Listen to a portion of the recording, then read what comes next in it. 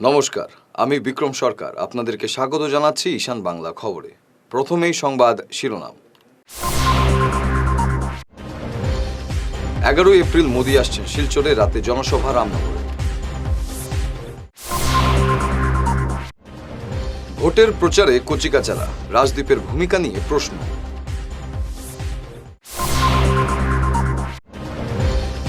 বিজেপির ভাইপোর জনসংযোগ কার্যালয়ে সিল হাইলাকান্দিতে।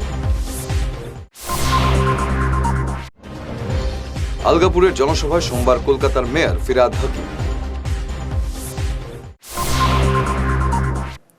এবার বিস্তারিত ঈশান বাংলা খবর। দলের পালে হাওয়া তুলতে আগামী 11 এপ্রিল শিলচর আসছেন প্রধানমন্ত্রী নরেন্দ্র মোদী। এদিন বিকেলে রামনগরে বিজয় সংকল্প সভায় ভাষণ দেবেন মোদী। রোববার ঈশান বাংলাকে এ কথা জানালেন বিজেপি প্রদেশ সহসভাপতি বিশ্বরূপ ভট্টাচার্য। তিনি জানান, এর আগে মঙ্গলদৈতে একটি নির্বাচনী সভায় অংশ নেবেন মোদী। আগামী 11 তারিখ বরাক উপত্যকায় প্রধানমন্ত্রী মাননীয় নরেন্দ্র মোদী যে আবার আসছেন নির্বাচন উপলক্ষে। কথা ছিল যে উনি 7 তারিখে আসবেন।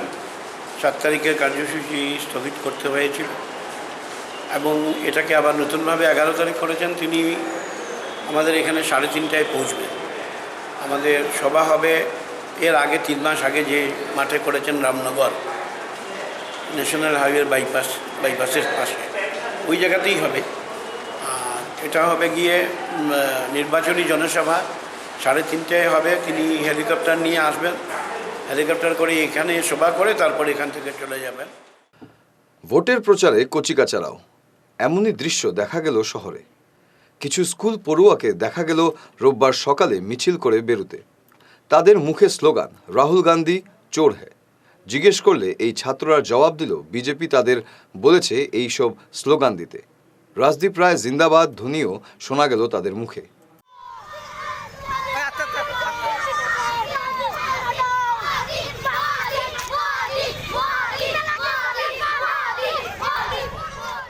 অপ্রাপ্ত বয়স্কদের দিয়ে এভাবে প্রচার চালানো ঠিক কি না, এই প্রশ্নের জবাব দেবে কে? তোমরা আজকে কি তা কর রায়? আজকে আমরা মসজিদের মিছিল। হ্যাঁ, বিজেপির তোমরা কোন ক্লাসে পড়ো? 5 ক্লাস 4। তোমরা যে মিছিলটা করার লাগি কে হইছে? মোদিজি জিন্দাবাদ। কে হইছে মিছিল আজকে করার লাগি? শ্যামল দাস। অনুমতি না থাকায় হাইলাকান্দি জেলা বিজেপি সদর জনসংযোগ কার্যালয় বন্ধ করে দিল প্রশাসন। কোনো অনুমতি না নিয়ে বিজেপি নেতা গৌতম গুপ্ত নিজের অফিসে জনসংযোগ কার্যালয় খুলে দেন। খবর পেয়ে জেলা রিটার্নিং অফিসার জলিক কীর্তির নির্দেশে নির্বাচন আধিকারিক এই অফিস বন্ধ করে দেন।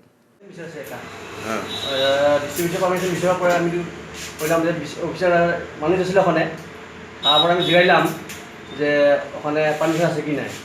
তারপরে সব মানুষ আস্তে আস্তে সব মানুষ থাকিয়ে গেছে।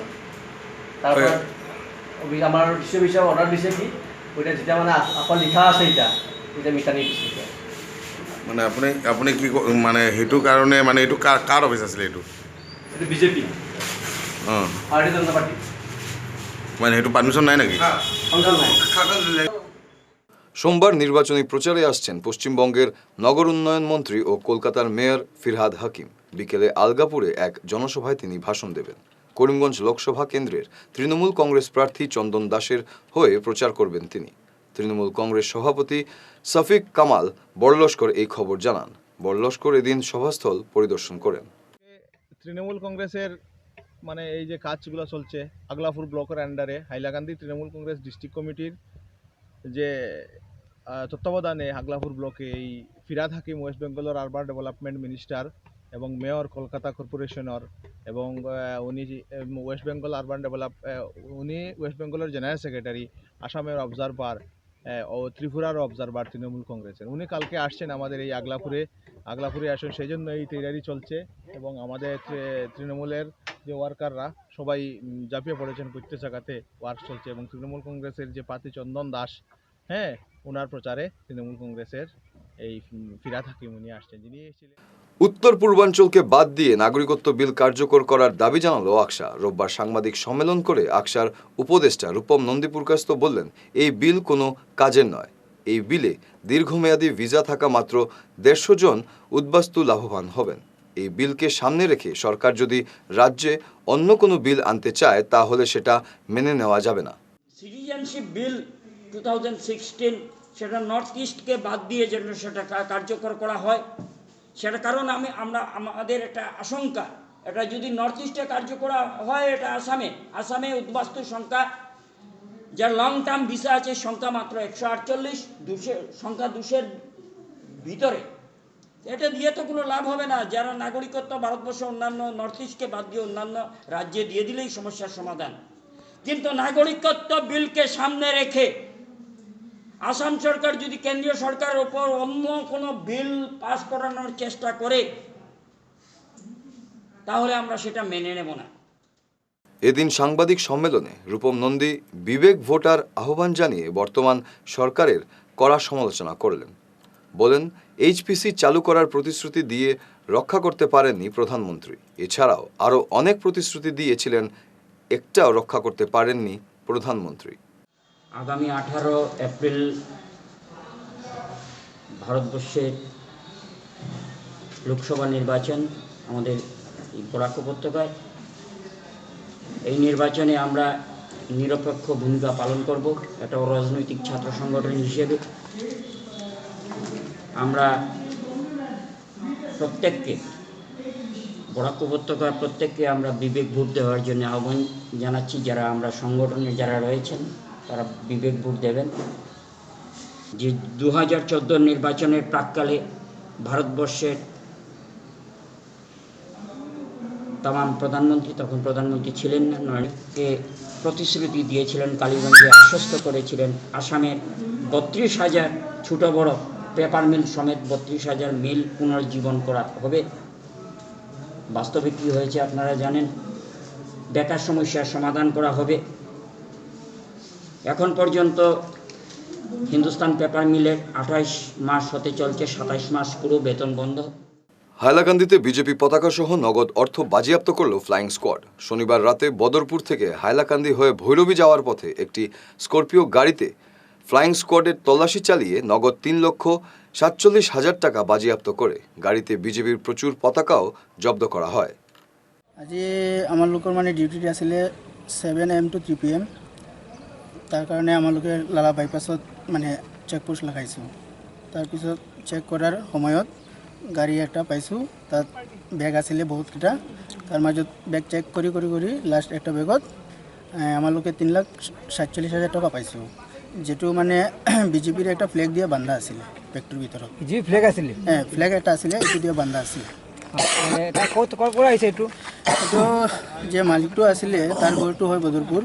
সি মানে মিজোৰাম যাব ওলাইছিলে, তাৰ কিবা তাত বিজনেছ আছে, কিবা গাড়ী ঠিক কৰাব কৈছে, যে জেচিবি কিবা আছে, সেইটো ঠিক কৰাৰ কাৰণে এই টাকাটো মানে বেংকৰ পৰা উঠাই পেলাই গৈ আছে।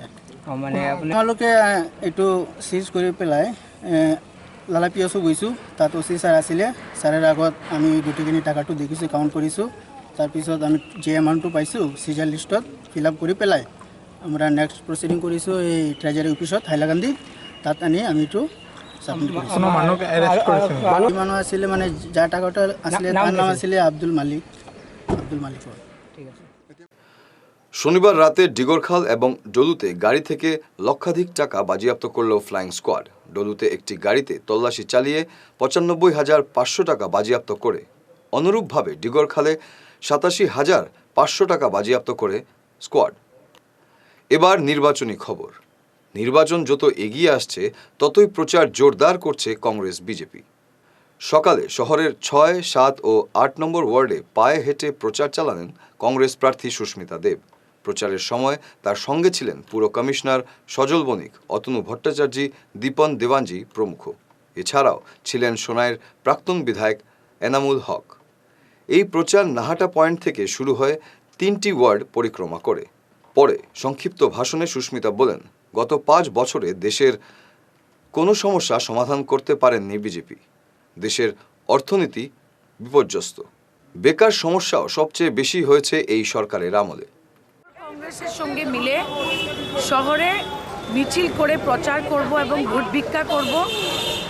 কংগ্রেস দল যতদিন পৌরসভাতে ছিল আমরা দেখতে পেরেছি যে জনগণের পরিষেবা অত্যন্ত ভালো ছিল, কিন্তু বিগত 3-4 বছরে বিজেপির ভোট আসার পরে আজকে শহরে আবর্জনা বাড়ছে, জমাজল বাড়ছে এবং গুলদিঘির দোকানদারদের অবস্থা কাহিল। গুলদিঘির ভিতরে যে ধরনের মানে জিনিস চলছে, যারা লোক বলছে, এটা অত্যন্ত দুঃখের ব্যাপার। আমরা আশাবাদী যে শহরের মানুষরা কংগ্রেসের সঙ্গে থাকবে এবং আমরা সবার উন্নয়নের জন্য কাজ করব, শহরের উন্নয়নের জন্য কাজ করব। Panchayat road, national highway, Vivekananda road এলাকায় এদিন পায়ে হেঁটে প্রচার চালান বিজেপি প্রার্থী রাজদীপ রায়। তার সঙ্গে এদিন প্রচারে যোগ দেন শিলচর পুরসভার চেয়ারম্যান নিহারেন্দ্র নারায়ণ ঠাকুর। পদযাত্রা শেষ করে বিজেপি নেতারা কলেজিয়েট স্কুলের সামনে এক সভা করে বিজেপিকে ভোট দেওয়ার আহ্বান জানান। যে আমাদের যে লক্ষ্য, যে আমরা নরেন্দ্র মোদীজিকে ভারতবর্ষের পরবর্তী প্রধানমন্ত্রী বানাতে চাইছি, আমাদের ভারতবর্ষের উন্নয়ন করতে চাইছি। যেভাবে ভারতবর্ষ বিগত কিছুদিনে বিদেশে যেভাবে ভারতবর্ষের মান বেড়েছে, আভ্যন্তরীণ সুরক্ষার ক্ষেত্রে ভারতবর্ষের অনেক উন্নতি হয়েছে। আজকের দিনে ভারতবর্ষে প্রায় 17টা প্রদেশ আছে যেটা ভারতীয় জনতা পার্টি পরিচালিত সরকার চলছে। তাছাড়া আমাদের রাজ্যে ভারতীয় জনতা পার্টির সরকার চলছে। আমরা আমূল পরিবর্তন দেখেছি বিগত কিছুদিনে। আমরা এটাও দেখেছি যে ডাইরেক্ট বেনিফিটস যারা পাচ্ছে তাদের ব্যাংক অ্যাকাউন্টে টাকাগুলো ডাইরেক্টলি গিয়ে জমা পড়ছে। গোসা ছিলেন, বলেছিলেন প্রচারে আসবেন না, কিন্তু শেষ পর্যন্ত প্রচারে রাজদীপের সঙ্গে পা মেলালেন পুরপ্রধান নিহারেন্দ্র নারায়ণ ঠাকুর।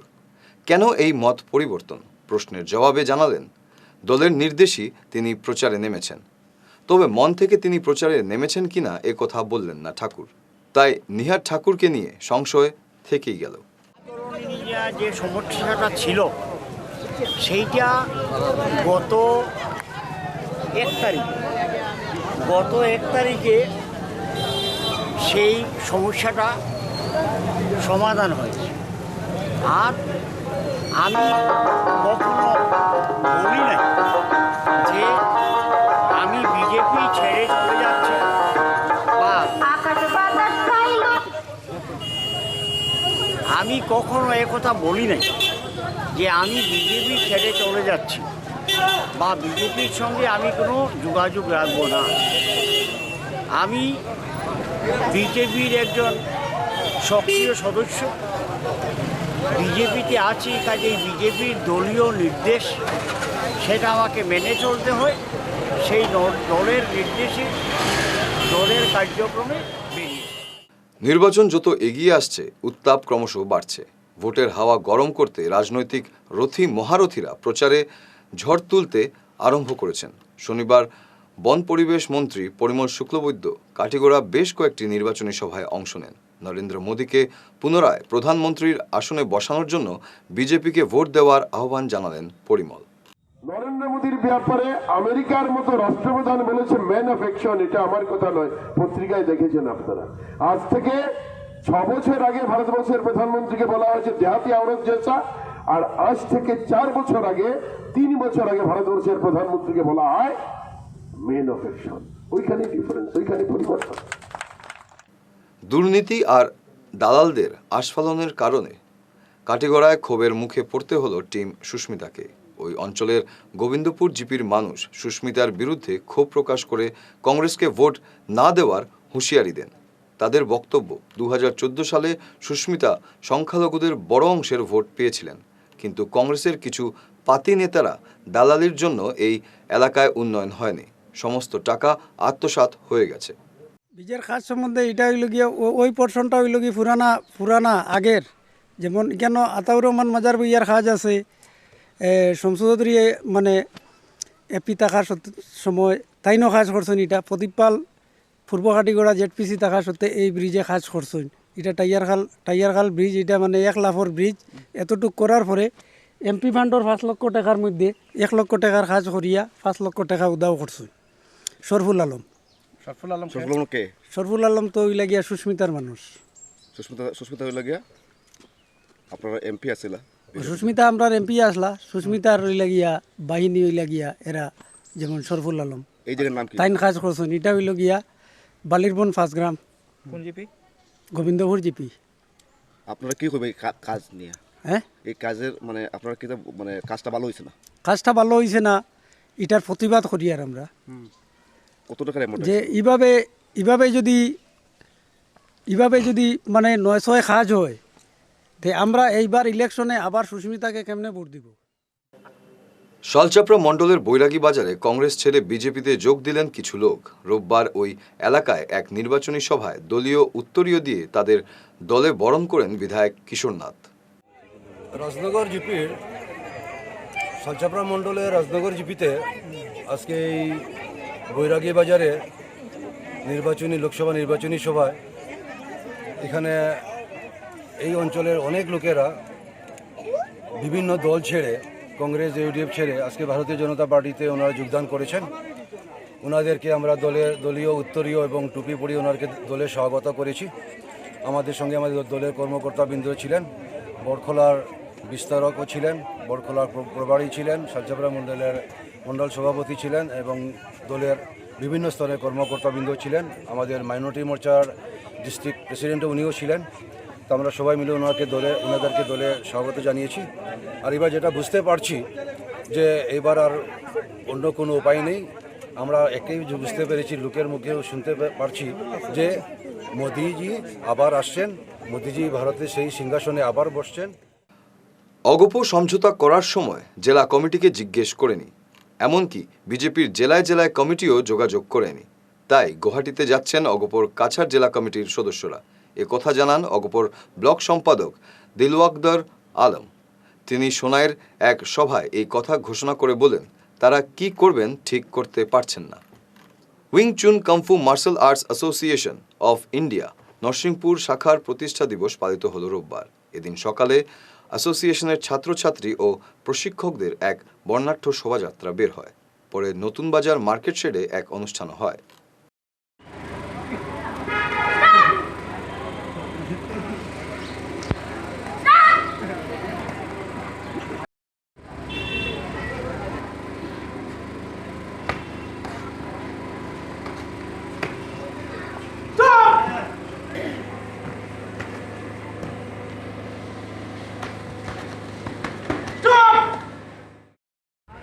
আজকের আমরা ফাউন্ডেশন ডে উপলক্ষে আজকের এই ইন্টার ক্লাস কম্পু কম্পিটিশান, মানে আমার ক্লাসেরই সব। তো আমার 2013 থেকে আমার ক্লাস স্টার্ট হয়েছে। তো অনেক অ্যাচিভমেন্ট এখানে লেখা আছে, আমাদের student achievement for last 6 years. অনেক স্টুডেন্টরা ন্যাশনাল লেভেল গিয়ে গোল্ড পেয়েছে, সিলভার পেয়েছে, ব্রোঞ্জ পেয়েছে। তো আমি এটাই মেসেজ দিতে চাই সবাইকে যে গার্জেনরা এখনও বুঝতে পারছে না যে মার্শাল আর্ট জিনিসটা কী। সবাই গার্জেনরা যেন বুঝে আর তাড়াতাড়ি এখানে জয়েন করায়। যে কোনো জায়গায় মার্শাল আর্ট শেখাটা অনেক জরুরি, শুধু গার্লসের জন্য নয়, বয়স, বুড়ো বয়সে যারা মহিলা আছে সবাই martial art very important. So আমি সবাইকে অনুরোধ করছি মার্শাল আর্ট জয়েন করে শিখান। আর আজকের যে ইন্টার ক্লাস গেম কম্পিটিশান, এটা অনেক জায়গায় অনেক রকম আপনারা টিভিতে দেখতে পাচ্ছেন, কিন্তু আমাদের এখানে গ্রামাঞ্চলে অনেক এটা কম, ফেসিলিটি কেউ জানেও না। তো আমরা এটা অ্যারেঞ্জ করেছি সবাই বুঝে যেন যে martial art not only for fighting, এটা সেলফ ডিফেন্সের লাগে অনেক প্রয়োজনীয়। আর সবচেয়ে বড় জিনিস হলো আমাদের অলিম্পিকে টাইকোয়ান্ডো, কারাটে এগুলো থাকে। ঈশান বাংলা খবর শেষ করার আগে শিরোনাম আরও একবার। 11 এপ্রিল মোদি আসছেন শিলচরে, রাতে জনসভা রামনগরে। ভোটের প্রচারে কচিকাচারা, রাজদীপের ভূমিকা নিয়ে প্রশ্ন।